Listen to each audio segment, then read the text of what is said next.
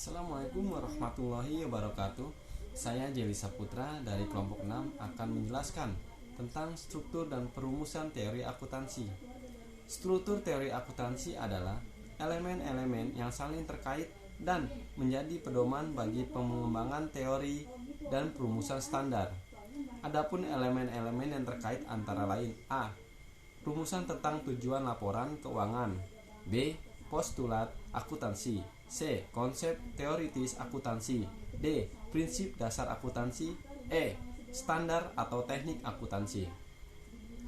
Akuntansi lahir dengan maksud memberikan jasa kepada penggunaannya berupa informasi keuangan yang dibutuhkan dalam pengambilan keputusan. Lahirnya akuntansi maka tidak lepas dari pembentukan suatu standar akuntansi.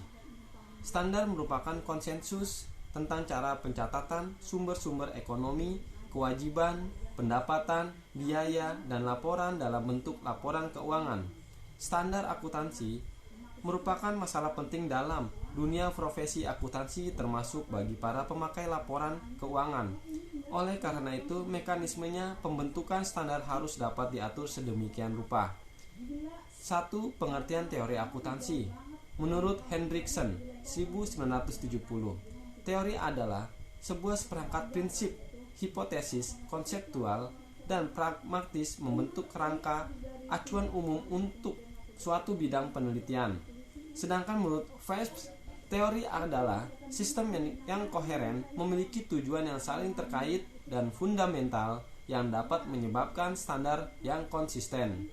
Menurut C. Rollin, Niswonger, Carl Warren, James, Reeve, Philip, Fest, akuntansi didefinisikan sebagai sistem akuntansi yang menghasilkan laporan kepada pihak-pihak yang berkepentingan mengenai aktivitas ekonomi dan kondisi perusahaan.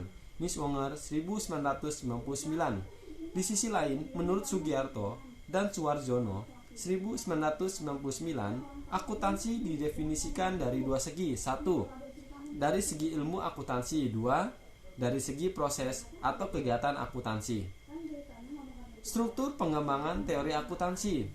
Dalam pengembangan teori akuntansi terdapat pertimbangan kemampuan untuk menjelaskan atau meramalkan, kesanggupan teori untuk mengukur risiko, atau probabilitas prediksi untuk berfungsi sebagai pernyataan yang tepat atau atas kejadian di masa depan.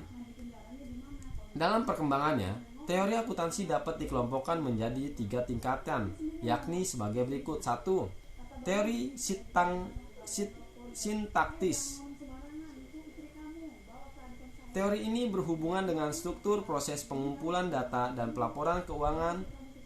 Teori sintaksis mencoba menerapkan praktek akuntansi yang sedang berjalan dan meramalkan bagaimana para akuntan harus bereaksi terhadap situasi tertentu atau bagaimana mereka akan melaporkan kejadian-kejadian tertentu. Kedua, teori interpretasional semantis. Teori ini berkonsentrasi pada hubungan antara gejala, objek atau kejadian, dan istilah atau simbol yang menunjukkannya. Teori-teori yang berhubungan dengan interpretasi semantik diperlukan untuk memberikan pengertian dalil-dalil akuntansi yang bertujuan meyakinkan bahwa penafsiran konsep oleh para akuntan sama dengan penafsiran para pemakai laporan akuntansi. Ketiga, teori perilaku pragmatik. Teori ini menekankan pada pengaruh laporan serta ikhtisar akuntansi terhadap perilaku atau keputusan. Penekanan dalam perkembangan teori akuntansi adalah penerimaan, orientasi, komunikasi, dan pengambilan keputusan. Jadi, teori perilaku mengukur dan menilai pengaruh-pengaruh ekonomi, psikologis, dan sosiologis dari prosedur akuntansi alternatif dan media pelaporannya. Pembahasan akan saya jelaskan. Yang pertama, struktur teori akuntansi. Rumusan tentang tujuan laporan keuangan.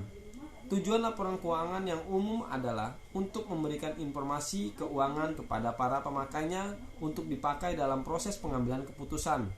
Standar akuntansi keuangan merumuskan tujuan laporan keuangan sebagai berikut: menyediakan informasi yang menyangkut posisi keuangan, kinerja, serta perubahan posisi keuangan suatu perusahaan yang bermanfaat bagi sejumlah besar pemakai dalam pengambilan keputusan.